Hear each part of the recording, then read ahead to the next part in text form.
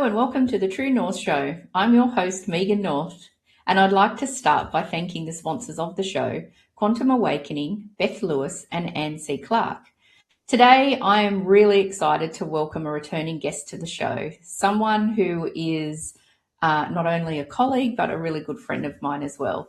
Jay Kattel is the Director of LUME Partners, a business transformation consultancy built on one powerful idea: simplifying human resources so that people and organisations can thrive, truly thrive.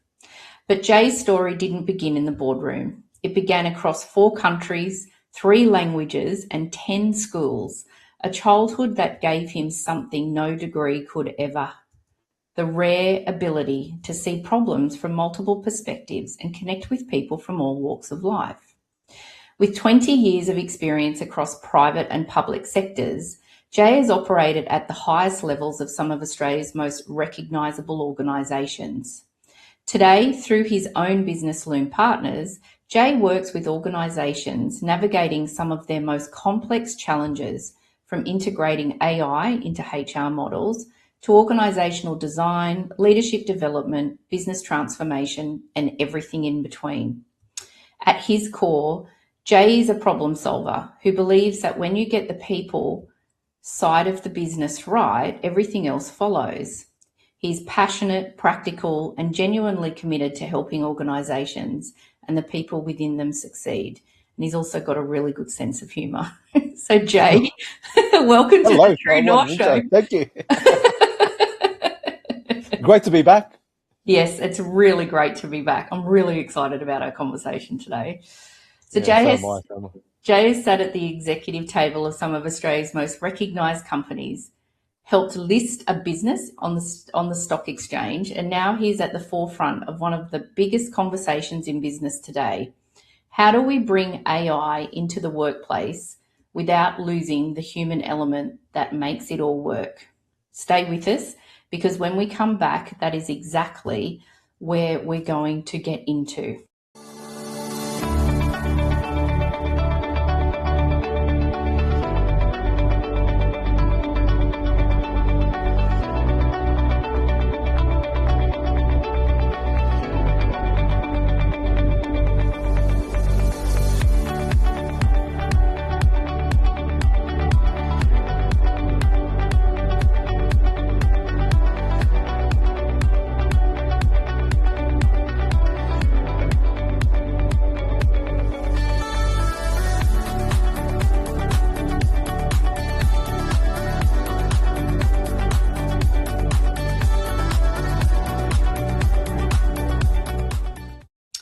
Welcome back to the True North Show. I'm here with business transformation expert and Director of LUME Partners, Jay Kattel, and we're about to have a conversation that every business owner, leader, and employee needs to hear right now.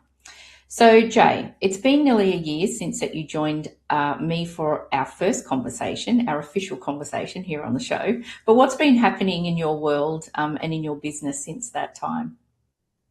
In my world, I mean, I've had kids grow up a little bit more. I've had, the eldest go from primary school to high school. So it's been a big shift. So I think there's been a massive learning for me as well, just watching him go from primary school to high school and the demands of that, navigating, that. But also from a business perspective, it's great to see having some of my clients as returning clients. I've had quite a few of my clients return, which is great because they're happy sort of, with the work that you're doing. Also getting really, really clear on the type of client that I am aiming to service through the business, and also establishing some really key partnerships, because I do see where LUME is going. Like, I was always clear on the vision of where LUME was going to go in 5 years' time. So it's like, just building blocks every year. It's been great to establish some partnerships for the long run. And also getting my hands quite involved with AI. So not just, watching videos, actually getting in, learning around how to create apps, what to use and things like that. So that's been interesting as well. Mm. And I love that this is you're in the beginning of your new business. I mean, you're in the second year now of your own business. It's year Yeah, two, right? Yeah. But yeah, I it is. love that the clarity of the clients that you're working with is already top priority, because I think that sometimes when we start a business, we're a bit panicked, right? Oh my gosh, I'm just Yeah. going to take any client because I just need the money. But I love that already you're so clear, and you and I have had many discussions about this, that clarity and the true aligned client is just so important. Yeah, absolutely. And you know which clients value your work and what you bring to the table versus, the ones that don't. And if you do get asked for a proposal, you know where you're going to spend and invest your time. And I sort of keep a tracker of, where all my proposals out. And the ones I know that I'm going to win, I am going to win. And the ones half-hearted about, that it's not going to come, because I think it's your spirit that tells you, you're probably that's probably not the right thing for you anyway. And if you Yeah. so I think you also, yeah, you get super clear on who you want. And in Australia, I think hopefully what we're seeing now with all the scandals that are happening with all the big consulting houses, it's going to be a bit more open-minded with boutique consultancies like ours, because those big consultancies, I don't think they've got a competitive advantage anymore because Mm. of AI, and Mm. so I think, yeah, it's been great to really get involved in that and learn a lot more about that. Yeah, yeah. And you feel the difference straight away, don't you? Like, I've worked with clients over the years that you're kind of like, yeah, okay, I'll give it a go. Something's not quite right, but I'll do it. And it's difficult. Whereas the Yeah, other clients that are so aligned, everything is just joyous and it's flows and like it's yeah, really 100%. Yeah, obvious. yeah. And I think that's why it's called LUME Partners, because I do see, I think I touched on it the first time we had the conversation. It's it's a partnering model, so we're there to partner to help them succeed. It's not a pump and dump, or like we came in to do this engagement, see you later. No, like I'm quite invested in the clients that I work with.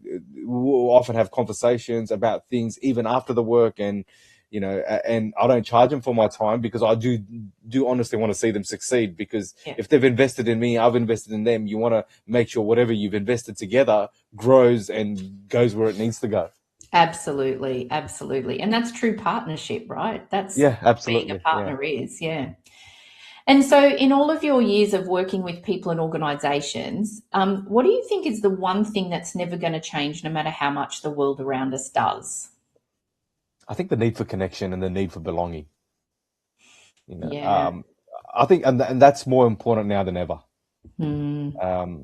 And like I was with a client earlier this year, and I was running an offsite for them, and it was with their board, their exec team, and all their leaders underneath the exec team. And the one theme that came out was, you you have to be comfortable to pick up the phone and have the conversation, and be connected with one another. Because if you don't, it creates silos, and you end up wasting so much time, and then there's no sense of belonging. Like, you have to invest the time to have that connection, because you all need to be sort of wired up for the same purpose. And Yeah. and you know we invest and we spend so much of our time at work. It can't be all work either. Like, you got to have that connection outside of work. There has to be that personal connection. And if you don't make the effort, pick up the phone and have the conversation, then you don't create that connection. And more and more now, because of the emails, the text messages, and everything, we so go straight into, oh, we'll just text them, or we'll write an email. That takes so much more effort. That takes, rather than picking up a phone and having a 10 to 20 minute conversation, Yeah. you sit there and you fester over, oh, what am I going to write on this email? Yeah. So I think the need for connection and the need to pick up the phone, I think, is will never change and will always stay. Yeah, yeah. And I love that. I think it's the old school water cooler conversations, right? The meeting someone in the Yeah, kitchen when you're making a cup of tea. I mean, you and I worked together for a couple of years, we started to work together before COVID, and then COVID hit. So, it's interesting that we worked together before, so we were in the office all the time together, and then that changed. But I yeah, miss that. Like, I miss that.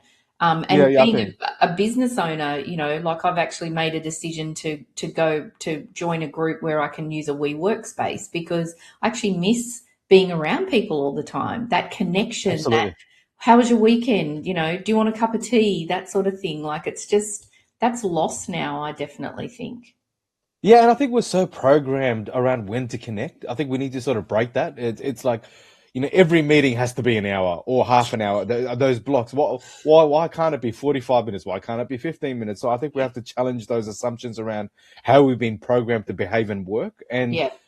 And I think we have to be clever around even when you wire up your day, block some time out where we can pick up the phone and don't be afraid to pick up the phone because you never know where the conversation is going to lead to. Exactly. Yeah. I Exactly. think I touched on that on the first time when we spoke as well. But I think that like I think we're so programmed, like to come in and you start meetings from 9 to bloody 5, and then all the work that you're meant to do during the day, you end up taking it home. No, block out your time and be really clear around the parameters to say, you know what, 9 to 10 it's connection time, Yeah. and 2 to 5 is to catch up with whatever. So squeeze your meetings in those other times, and make sure you take a bit of a break for lunch as well. But Yeah. I think I think we have to wire our programming slightly differently to what we've got now. Because you hear so many people get into that habit, and what they end up doing is they end up burning out. And I'm talking to so many people at the moment. Everyone hates their job, or most people hate their job. There's very little amount of people who actually enjoy their job. Is again because it's the way the work day and work week has been programmed. So I think we need to sort of break free from that a little Yeah, bit. absolutely. And just that human connection and meeting Yeah, up with something. You and I had lunch a couple of weeks ago, and I think we sat there for like 3 hours just chatting. It was like, oh, better go. exactly. Crap, have to get the Yeah, kids from school. yeah, exactly. You got your laptop out. You were showing me all this, like yeah, that connection. Like you just can't beat that. You just No, can't you can't. beat the human connect. And also, we you and I talk a lot, and we do a lot online. But then when we see each other, that first hug, how you going? Yeah, That absolutely. connection too is really special And because I know, absolutely, absolutely. yeah, And I think sometimes the connection is even better when you have it on the phone because sometimes, there's this expectation digitally when you see each other face to face, around what to behave, what to say, am I being recorded, blah, blah, blah, and all that. yeah, But if I think if you just pick up the phone and because we live in like we've been enabled to work remotely and that's one of the beauties of having, in white collar jobs anyway, the blue collar jobs can't do it, but with the white collar jobs, you can sort of work anywhere in this country. But mm, again, you can create that connection just by picking up the phone yeah, and having a conversation, with no expectation and see where that, conversation goes. Because it's that connection that's, I think, it will always be there and the need for it would always, get stronger. And that's where I'm seeing opportunities, even with my business, with the clients that I'm working with, is a lot of the work is around, well, how do you create connection in the team? How do you make the team more, run more effectively? And and some of those principles that we spoke about is how do you build your working week? How do you allow space for connection? How do you encourage people to pick up the phone and yeah. have that conversation? So there, that sort of work with organizations is coming up more and more. Yeah, yeah, yeah. And it's funny because I'm a bit over texting in the sense of often I'll do voice messaging now because it's Yeah, just so, I end up rambling, but it's fine. But most yeah, of the responses that I get from my family or friends or clients is, oh, it was just so nice to hear your voice. Like, and absolutely. and for me, it's just easier because and particularly some family members who have got little kids or that sort of thing. I know I just can't pick up the phone with them because they're probably busy. So I Absolutely. usually leave voice messages. But Yeah. it's so much easier too because it then feels even more personal and connected because they then respond and then you hear them. So yeah, it's quite No, nice. absolutely. Yeah, Yeah, yeah, yeah. So I think, it goes back to the connection bit. Like, I don't yeah, think that's going to ever change. yeah, yeah. And then, so in your conversation with business leaders, so what are you seeing with organisations and AI relating to HR? What's going on there?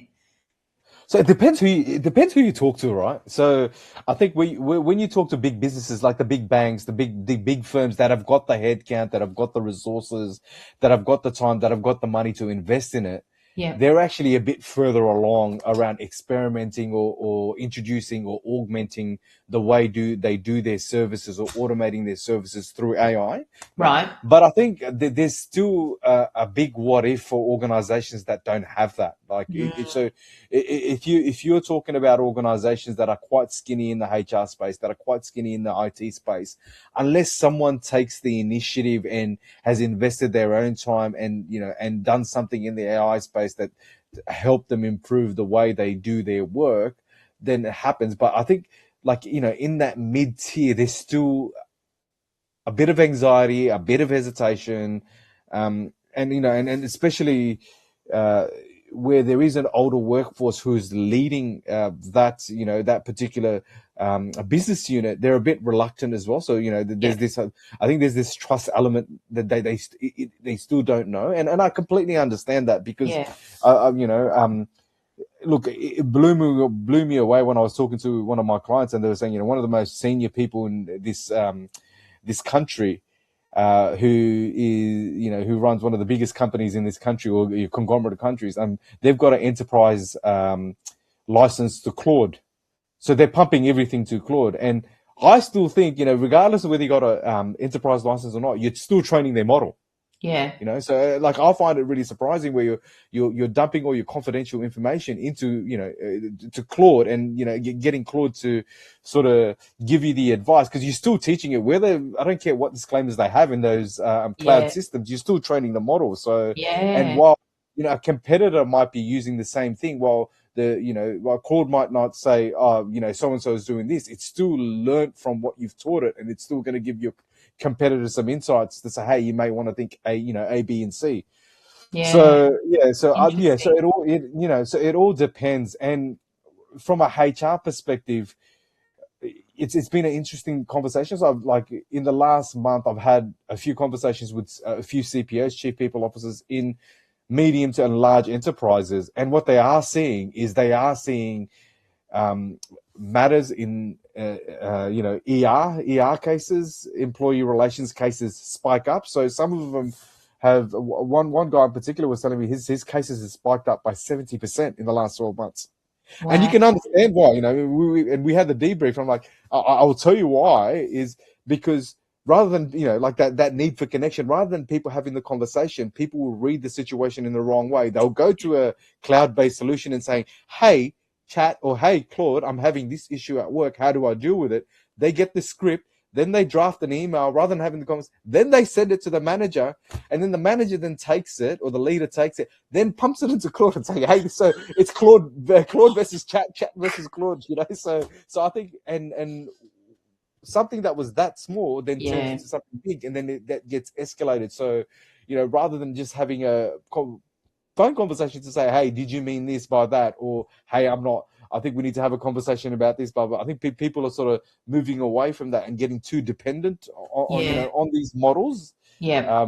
So I think that, that's one of the things that I'm seeing. And, and in that conversation I was having with the CPO, I was saying, like, you probably need to think through your model. Maybe in the next, couple of years, like, it's the same narrative we've heard in HR in the last 15 years. Oh, we need to be more strategic and less tactical, blah, blah, blah. But the thing is, the tactical nature of the job, because of the rise, the rise in those employment relation cases, it's not going to go away for a bit. So I Yeah. think, so how do you then build your model so you've got capacity to be dealing with the 70%, and then in that time, creating a culture in your organization where you're getting people to have that connection Have a and talk and things like conversation. that. Yeah. Yeah. So Yeah. it depends. It depends what organization. So I think the ones that have the resources, the ones that have the cash, the ones that have the time, they've invested, and they've made some great improvements in the way they've augmented the HR service delivery models, or even finance delivery, whatever, anything the white collar. Yeah. But the ones that that are smaller, they're still in a bit of I don't know what this means for me mode.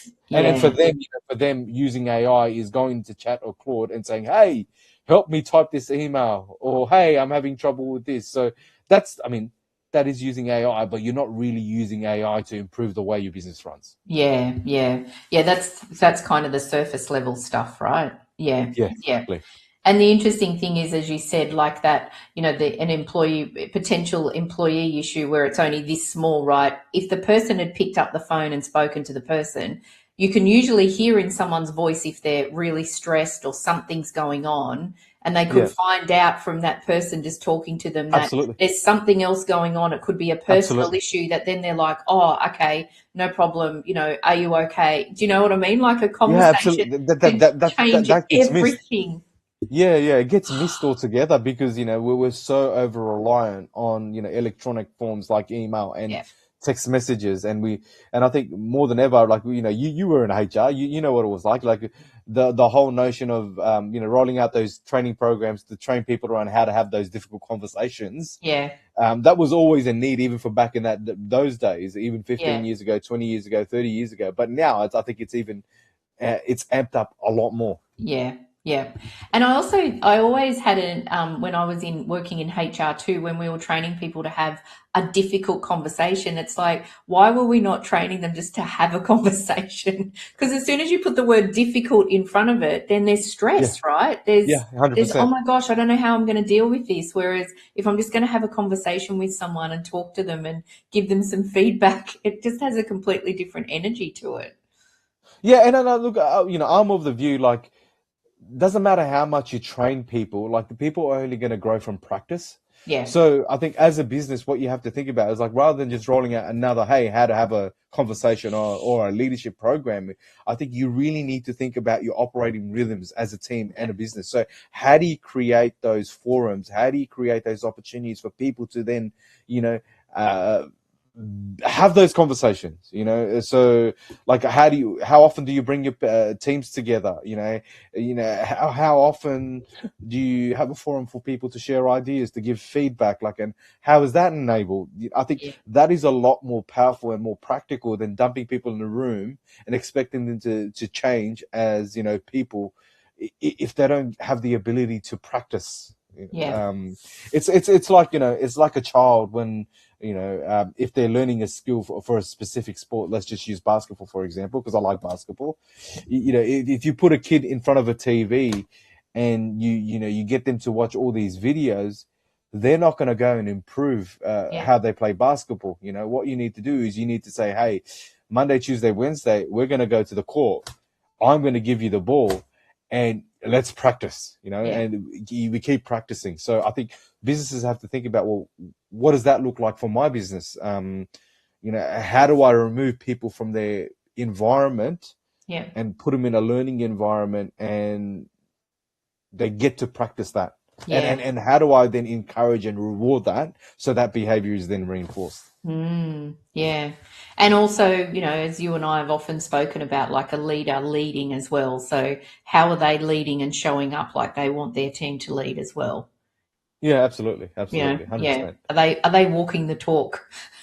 Yeah, yeah, yeah, Yeah, absolutely, yeah, absolutely, yeah, and yeah, then it's especially those leadership programs. Sometimes I've found you might get little sound bites where you might implement things, but it's not totally going to change you as a person. I think if you are going to change as a person, and especially if you want to change an executive team and how they work, it all goes back to then how do you create that connection. So I believe rather than having these type of offsites where you lock people in a room, I think what you do is you're better off for 3 days going totally, I don't know, go to Uluru or something, and design an experience where you're testing how they're going to work together as a team. They get to experience something new, uh, and then that becomes the anchor for them to then yeah, change their behavior. And also, when you're out of that environment, you don't have no distractions, so people can put their guards down a little bit more, and yeah, people can form the connection to then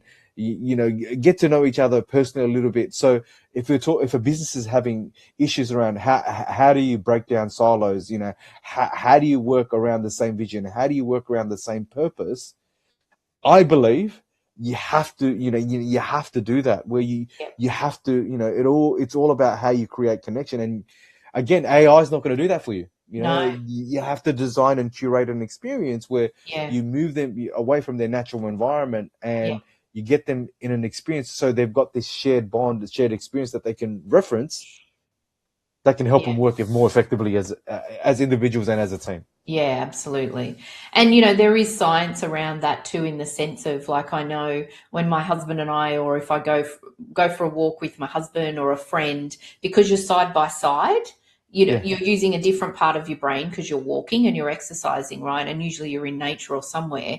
And so I find that my conversations with my husband or my friends are completely different if I'm side by like sitting face to face with someone as well. yep, yep, Um, yep, and also, when my husband Darren and I are driving, like, sometimes the conversations we have in the car are so weird and random because one of us is driving and concentrating on that. So you kind of yep, starting to use a bit of your unconscious thoughts, yeah, and the yeah, yeah, conversation, because you're out of your usual environment, and there's yeah, no absolutely, confrontation either. Like, you're not face to face.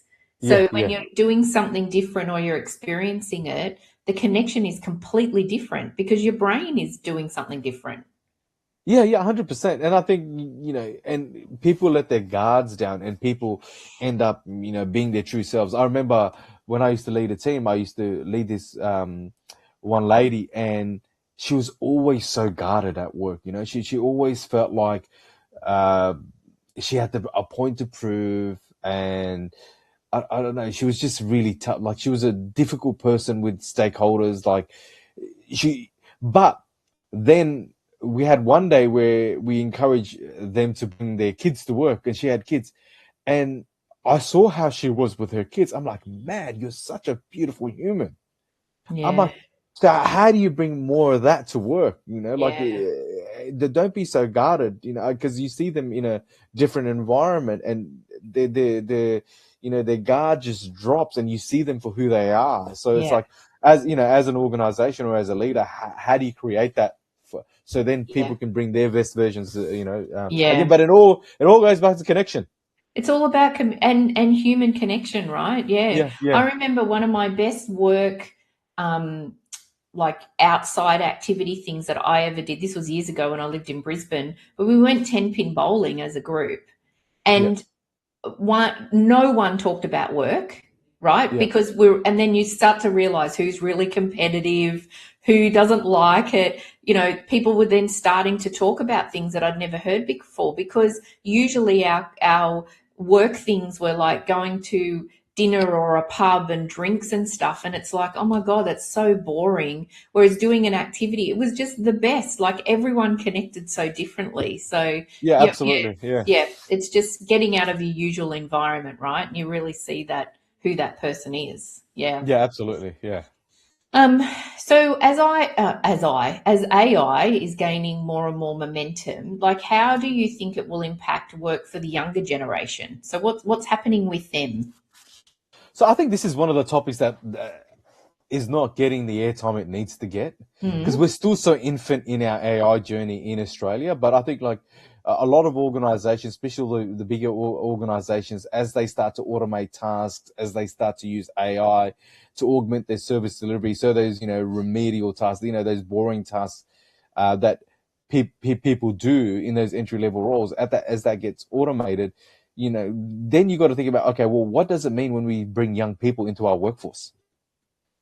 So you have to be very deliberate around how you design experiences for these young people. So, like, if you are attracting grads or young people to the workforce, like, how do you engage them before they finish university? How do you introduce them to the concept of work? Because through those boring tasks, I remember that, like filing. I mean, you don't do filing anymore because most of it's yeah, in the computers now. But, like, you learn some behaviors, you learn some discipline. Also, those boring tasks that taught you how the organization worked. It taught you the systems in the organization. It taught you who was who. It taught you what to say versus what not to say, blah, blah, all that sort of stuff. So I think, yeah, as those things, like, I think we're not there yet where all those tasks are and will be removed in the next couple of years, but probably in 5 years. Uh, I think organizations need to be really, really deliberate about, well, how do we design an onboarding program or an experience for these guys when they first join our organization, so they do learn how to work in our place, who's who in the place, how to interact with our systems and things like that. And then also, if that is missing, then how do they then make the leap from that to leadership roles? So Yeah. how do they know the system? So I think that's something that we need to be conscious of. And again, like it's not gonna apply to every single industry, but Yeah. I think it's those white collar industries where these tasks are going to be automated. And also with the young people around, how they do training and development, as they learn things, so how to use AI to create things for them, like apps, so that they're reinforcing their learning. So Yeah. if they like, say if it's a tradesperson and they're going out there, because with trades you're going to have to learn by doing things, but then how do you create an app, for instance, to then reinforces that learning? Or it's a quick reference guide for them to go out and oh yeah, I remember doing this, but I can't quite remember. Okay, let me build my app up. Type the inquiry in, because you can if you invest in it, you can get a lot of efficiencies, Yeah. because you can reduce your mistakes. You can increase your time to competency for new starters and things like that. So I think that they're the things that I see for the younger generation. And also and then also the connection. So again, it goes back to connection. So how do you design those forums so these guys know how to talk to people, Yeah. Yeah. know how to Yeah. engage with people? So I Yeah. think, yeah, I think organizations have to be a lot more deliberate around that going forward. Yeah. And I think, like I sort of think back to when I was younger. I mean, my career started as a legal secretary, so I worked in lots of different organisations, smaller ones and then bigger ones. But as a young person, I remember, those interactions where you're in the kitchen and like someone really senior walks in and you don't know what to do when they say hello and you're like, hello, and then you go back to your desk and you go, oh my gosh, I just spoke to such and such, because you're learning as a young person Yeah, then that not I don't want to use the word hierarchical in that sense, but it is in that sense of, oh my gosh, I just met the CEO of the business, yeah, wow, they said hello to me, yeah, yeah, whereas absolutely, yeah, now that's not happening because people aren't in the office all the time, so they yeah. don't get to bump in with someone who's really important in the business. They mightn't ever see them at all. Yeah, yeah, and again, I think it goes back to like deliberate connection, and Yeah. like yeah, I think you have to be really, really deliberate around how you create that, and you need someone curating that all the Yeah. time. Yeah. It Yeah. can't be a set and forget. Yes. And it's almost like I always say, a lot of organizations, don't see the value of like an onboarding coordinator, right? Yeah. But I would say if you've got the money and time, bloody invest in an onboarding Yeah. coordinator, who then, creates these experiences, and, is the one that makes sure these things that are meant to happen, and keeps the leaders, the employees, everyone accountable. Yeah, absolutely. Yeah, absolutely. Where Darren, my husband, works, they have this thing called coffee roulette. And Yeah, so okay. every couple of months, they get a random connection with someone randomly in the business that you wouldn't normally deal with. And they connect them up and then they go and have a cup of coffee. Yeah, And it's nice. really cool. Like he's met some really cool people that he would never, ever have ever even spoken to before, Yeah, because absolutely. he's Yeah, got no that's great. need to. Yeah, and he loves it. Like Yeah, he's like, oh my yeah. gosh, I'm going to meet with such and such, next week. I can't wait. It'll be really good. Yeah, Yeah. See, that's great because this goes to the point of, it's a great example of the curated yeah, experience. yeah, yeah. Yeah, it's interesting. He's had some very interesting conversations. So, and actually, the other benefit is that he had a situation where then he randomly had to reach out to someone in a team that he would never have spoken to, and realized that this person worked in that team. So he could reach out to them and say, "Hey, can you tell me who the best person is that I should speak to?" And it was a Yeah, real absolutely. benefit, because then he's got other people in the business. So yeah, it's really interesting, isn't it? Just that simple, Yeah, absolutely. really And look, simple. I find people super fascinating. I love talking to people, Me too. because everyone's got such a great story. Everyone's got like their own trauma. Everyone's got their own life experiences, and Yeah, everyone's special in their own way. yeah, So Yeah. And I just love learning about the different things that makes them tick and makes them more, who they are and operate Yeah. the way they do. And I think, once you understand that, you're able to then work with them a lot better because, again, it's that connection. Yeah. Absolutely. Absolutely. Yeah. I love that. And so, with AI, what does that then do to so critical thinking within business? And then, what assurance and oversight do businesses need with the AI adoption? What is it doing to that critical thinking piece? So I think this is where organizations can use it to either strengthen critical thinking or it can inhibit critical thinking, because I think you don't want to be too dependent. Like, so how do you get the right level of dependence on it? Yeah.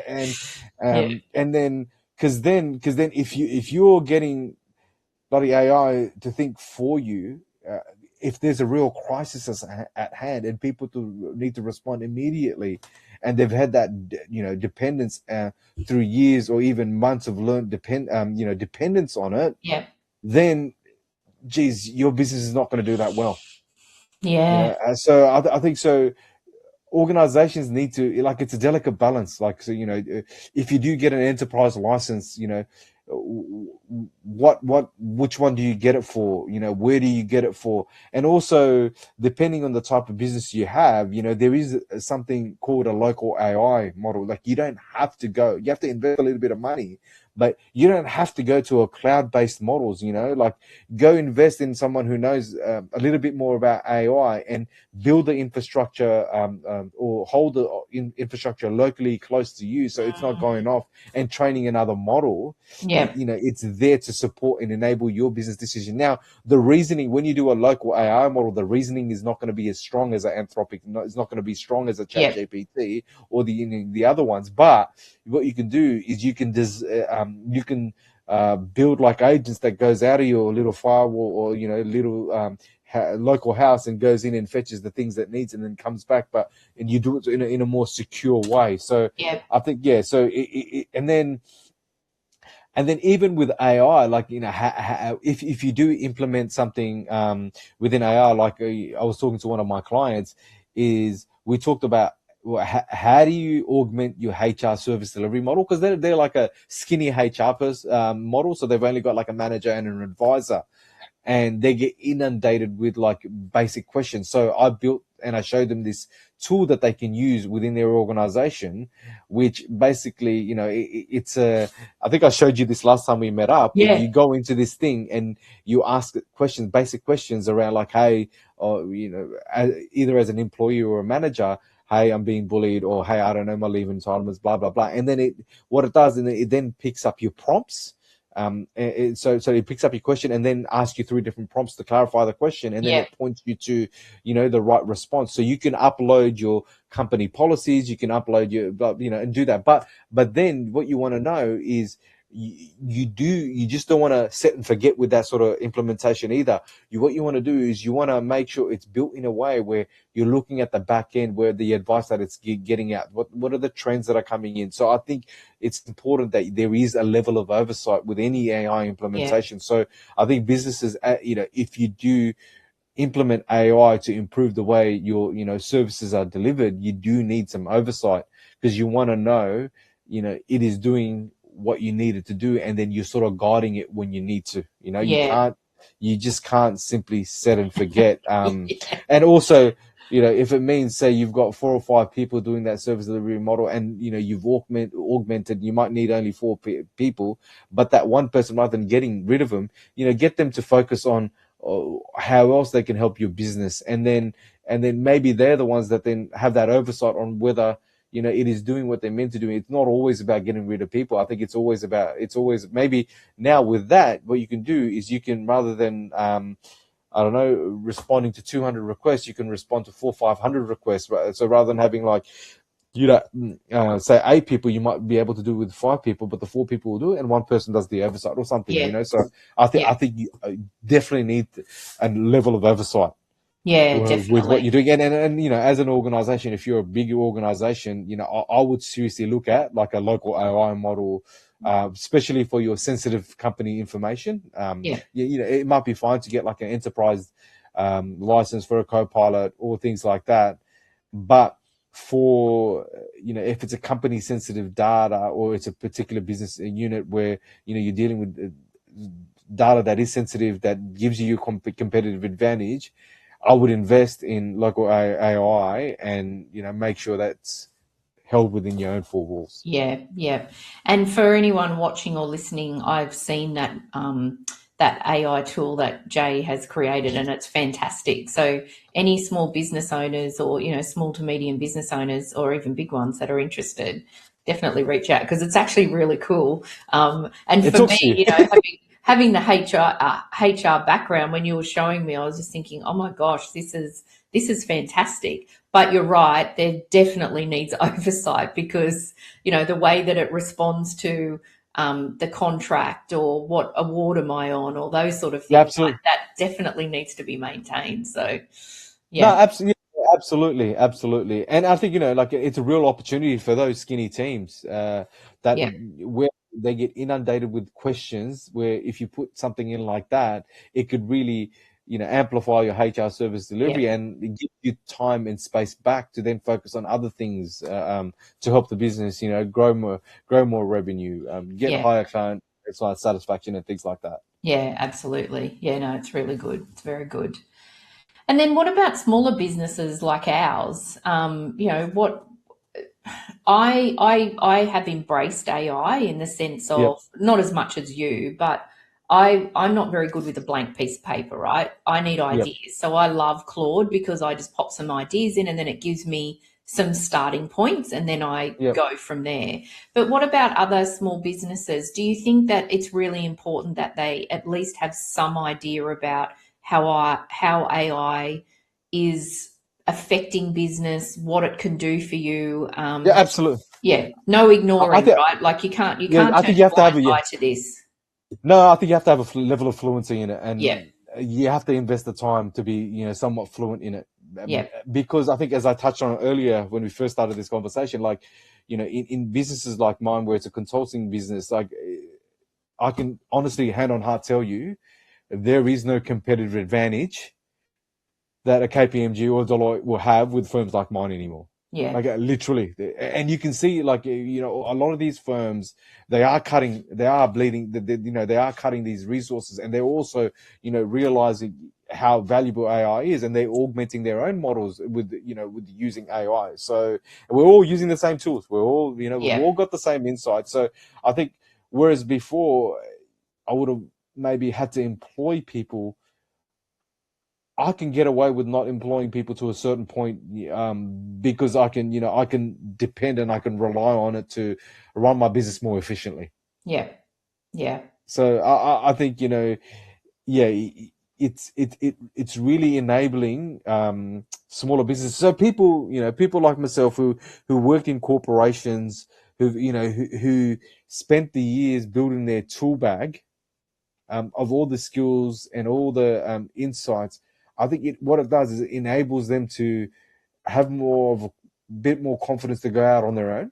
yeah, Um, because the thing is, if you don't, like, I still go back. If you don't have the skills and experience, and if you don't have that behind you, you don't know what you're looking for with AI, because AI gives you so much rubbish. yeah, it Yeah, does. it trolls through, like, you actually got to know what to look for and Yeah, how to design. And, designing an app, like, you see all these things on LinkedIn, you see all these things on socials. Oh, put these prompts in and it will design you an app. Oh, sorry. It's not like that. yeah, You need to have the right programs, built in. You need to know how to, prompt it properly. And also, once the tool is live, you then need to, like, refine it. Like, I'll yeah, give you an example. Like, my salary benchmarking tool that I developed, like, I think it's like the premier one in Australia. I'm a bit biased, but because I developed it because I had frustrations around how salaries were benchmarked in Australia, yep, right? So I saw a need, because I don't think you need to be a bloody numbers expert or a finance guru or a remuneration specialist to be able to read a salary benchmarking report. And it used to frustrate the hell out of me. Oh, P22, P25, P7, so all this lingo, all these ratios. Yeah, it's great, but I wanted to design something regardless of, where you're an admin assistant to a CEO and everything in between, you're able to pick up and say, you know what, this actually makes sense to Yep. me. Yep. And I can fully understand so I built it. But, Megan, that one, like the one that I use now is version 39. Yeah, I was going to say, I thought it was 39. Yeah, because, yeah. Yeah, because you need to know the subject.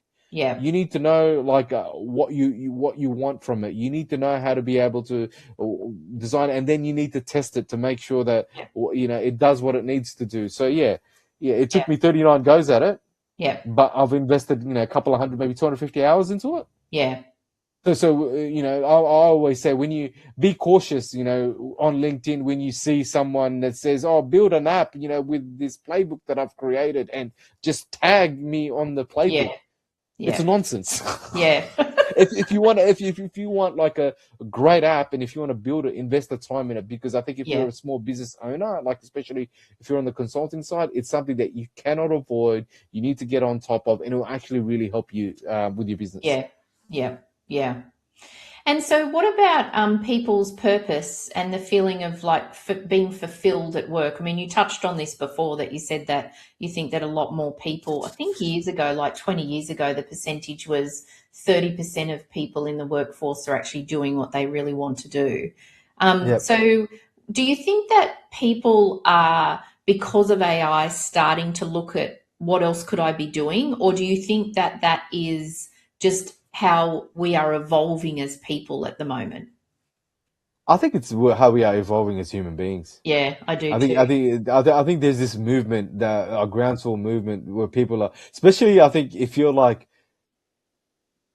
35 and above, for some reason, like you continue looking at, well, I saw my parents, and I spent the first 20 years of my life, doing what I was told to do and behaving in the way, but surely this can't be the way the world works. Yeah, yeah, Surely there's got to be other things, and surely there's got to be an ability.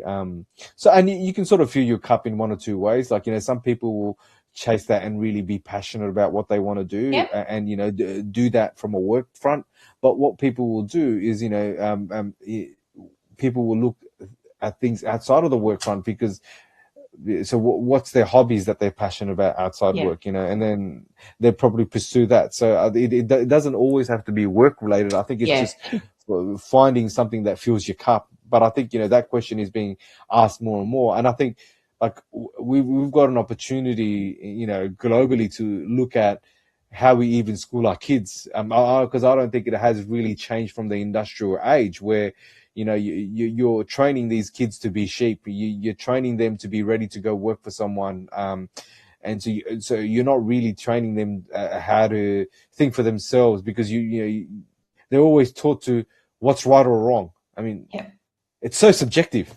yeah, yeah, It's so subjective. But I think, I don't know. I feel like there's a global movement around this whole purpose finding. yes, yeah, I do Yeah, too. and I think it's it's either work or outside of work, one or two ways. So Yep. as long as you fill your cup, either way. Either way, yeah, yeah. Yeah, And the thing is that say, some people are happy to work for an organization and have their 9 to 5 job because that's just what they want to do. They have other yeah, things outside of work. Like, we're always going to need a part of the population that are happy with that, because there's always going to be work that people need to do. yep, And I don't think that that will change, but I do definitely see it in a lot of the clients that I work with, obviously, because yep. a true north purpose finder, sort of thing. So it's, yeah, more and more people are just sort of thinking like, is this it? Is this No, what life is? And they're starting to explore it a lot more. yeah, absolutely. But there's definitely a need for big business, because they do so much for the economy, they Yeah, do so much for people. But again, it's like, someone doing a 9 to 5 thing at work, but then they're doing some phenomenal things outside of work. They correct. might be leading they might be coaching a sporting team, they might be leading Yep. a youth group, they might be a volunteer for suicide prevention. Who Yeah, knows? You know, like exactly. there's so many great things people do outside of Yeah, work, and yeah, that's as long as you get to fill your cup one way or another. yeah. I think that, yeah, I love that. That's a really good point. So I'm going to start wrapping up our conversation. And so usually everyone knows that I have a usual question, but I've already asked you this usual question. So I'm going to tweak it a bit, a little bit different. So over the last 12 months, what is something that you are really grateful for? I think that for me, it's simple. You know, like I'm grateful that I can live a healthy life. Hmm. Yeah, I don't make the greatest of healthy choices with my midnight snacking. But besides that, I think that the fact that we have the opportunity to live in this beautiful place called Earth, to cultivate this connection with the people that we want to cultivate the connections with, Yeah. to be able to just go out and enjoy, because it doesn't last forever, you know. So I Yeah. think it just the last 12 months has just made me just reflect and just be really grateful for everything. Yeah, I love that. Yeah. I love that. And I'm really grateful for you because I love our friendship. I think we have a lot of fun and conversations. You know, the thing is that we talk all the time, but you know what I really love when I get someone on the show and you as a returning guest as well, which is so good. Like it never disappoints me because there's things that you were talking about today that I'm like, oh my gosh, we've never talked about that. So I'm really grateful to you for always filling my cup from a friendship point of view and from a conversation point of view. It goes two ways, right? I mean, I'm the same, you know. That's why I invest in the relationship with you, because I think I love the conversation. You're quirky. You like you're not you're an out of the box thinker. You've got something to offer that is normally not what you get from people. So the quality of conversations, I mean, man, they always go off on tangents, but they're great. Sometimes we sit there and we're like, where did we go with that? Like, how did we end up here? Yeah, yeah. But it's good. It's good. So thank you. Thanks for sharing all of this today because I knew that when we caught up a couple of weeks ago, I was like the AI thing is something that I think would be a really really good conversation to share. So you're definitely onto something with all the apps that you're building as well. Oh, who knows? I mean, look, I think I think, yeah, you have to be fluent and you have to sort of understand. But again, don't be too dependent on it, because you don't want Yeah. to take away all your critical thinking either. Yeah, absolutely. Yeah, yeah. So I'd also like to thank all of my amazing and dedicated audience, my supporters, and again, always my sponsors. And I hope that everyone has a great week. And I look forward to seeing you all again next week. And again, thank you so much, Jay. Yeah. Thanks, Megan.